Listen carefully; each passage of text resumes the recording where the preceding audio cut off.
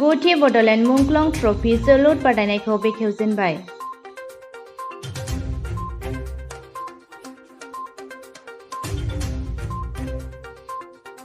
जिथि दुवार दखरा दुलाराय बर' फरायसा आफादनि बानजायनायाव गुथि बड'लेण्ड मुंख्लं ट्रफी जोलुर बादायनायखौ चिरां जिल्लानि सिङाव थानाय थाइखाजुरा ओनसोलनि राइन स्पर्टिं क्लाबनि गेलेग्रा फोथाराव दिनै बेखेवजेनबाय। बे बेखेवनाय हाबाफारिया फारियै सानजौफुनि 12:30 रिंगा आफादनि फिरफिला बिरहोदों। जिथि दुवार दखरा एबसुनि आफादगिरि मुस्रि मृत्युंजय बरगयारिया 1 रिंगायाव मुंख्लंफोरनो बिबार बावजेनदों। बिटिआरनि इएम रनजित बसुमतारी आरो 1:30 रिंगायाव बादायलायनायखौ बेखेवदों। दुलाराय फरायसा आफादनि गाहाय नेहाथारि मुस्रि फनेन्द्र बसुमतारीया दिनैनि गिबिथि बादायनाय हानजायानो जादों दादगारि इउनिट एबसु आरो थाइखाजुरा इउनिट एबसुआ। बिथांमोना गोबां नाजानायनि उनाव 2:3 थाइखाजुरा इउनिट एबसुआ दादगारि इउनिट एबसुखौ फेजेनो।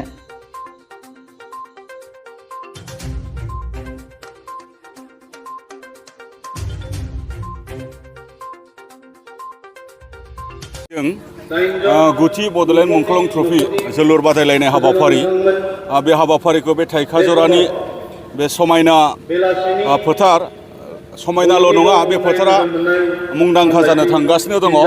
बे फोथाराव दिनै जिखिनि मोनसे गेलेनाय बादायलायनायनि बेखेवनाय सान बे सानाव आङो बाहागो लानो मोननानै जोबोद गोजोनग्लायनाय मोनदों।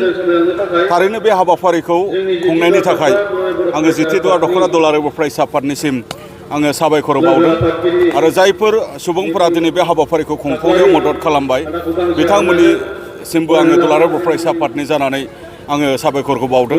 दा बेफोरबायदि हाबाफारिखौ दुलाराय बर' फरायसा आफादा जोंनि हारि रैखाथि आरो थामोन्थानि थाखाय मुंख्लं जानाय गेदेमा बिथांमोनखौ मान होनानै बिथांमोननि गोसोखांथियाव बे हाबाफारिखौ खुंनाय जायो।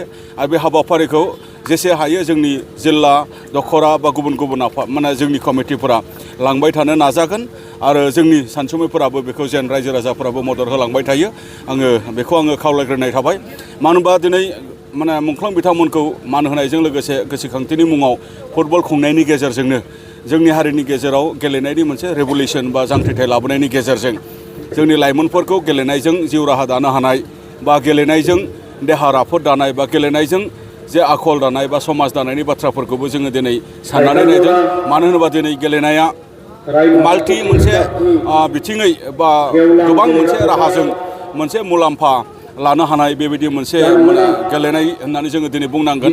बेनि थाखायनो दुलाराय बर' फरायसा आफादा मुंख्लं ट्रफीखौ गोबाव समनिफ्राय खुंबोबाय थादों आरो देग्लाय गोदानै जिखिनि जोंनि गेलेनाय बादायलायनाय आन्डार 13 फुटबल कम्पिटिसन बेखौबो दिनै जिल्ला दखरा नाङै जोङो खुंखांबाय आरो बेखौ मिरु नाङै खुंनो नाजाबाय थादों। मानो होनोबा दिनै बर'फोरा गेलेनाय होनोब्ला फुटबल होनोबा भलिबल होनोबा जोनोमनिफ्राय मोनबोखानाय माखासे स्किल बा देहानि दाथायफोरा फ्राय थायो। खालि बिनि मोनसे स्कपल' नांगौ जायो। बे स्कपखौ जों जुदि होलायलायनो हायोब्ला बा बे स्कपखौ सरकारफोरा जुदि होलायलायनो हायोब्ला बेफोर स्कपखौ जोङो एक्सप्लर खालामनायनि गेजेरजों जोङो गायसननो हायोब्ला निस्सय गेलेनायजों जोङो जोंनि लाइमोनफोरखौ जोङो दानो हागोन आरो लाइमोनफोरनि केरियारा फ्राय जागोनखौ जोङो मिजिं नुहरदों। बेनि थाखायनो जों बेखौ स्ट्रेस होनानै बड'फा गोजोनथायारि मावथांखिनि सिङाव जोंनि गेलेनायखौ लाबोनानै जोङो दिनै मोनसे मिशन मदआव जोङो खामानि मावबाय थादों। दा बेखायनो बे हाबाफारिनि गेजेरजों निस्सय जोङो बेखौनो बुंनो नागिरदों जे जोंनि लाइमोनफोरा मोजां गेलेगिरि जानायनि गेजेरजों गावखौ दानायजों लोगोसे न'खरखौ दानाय आरो समाजखौ दानाय आरो हारिखौ दानायाव बेजों माबा मोनसे मदद जागोन जोंहा मिजिं दङ। आरो बे गेलेनायजोंनो जोंनि गेजेराव खौसेथि अनलायनाय मोजां मोनलायनाय बेबो जोंनि हारिनि गेजेराव फैगोन। जोङो बेखौ जोङो सानदों। आं बेखिनि बाथ्राखौनो गोजोनदों।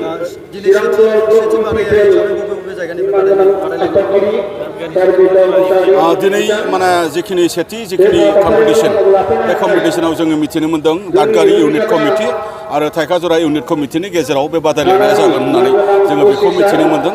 थारैनो बे बादायलायनायनि गेजेरजों जोङो मोनसे रंजानाय लानो हागोन आरो बे बादायलायनायनि गेजेरजों गुबुन गेलेगिरिफ्राबो आरो जोंनि लाइमोनफोर बा जोंनि सेंग्राफोराबो थुलुंगानाय मोनबावगोनखौ जोङो मिजिंथिदों। मुंख्लंनि मुङाव बा जोलुरल' खेला होनाय जायो।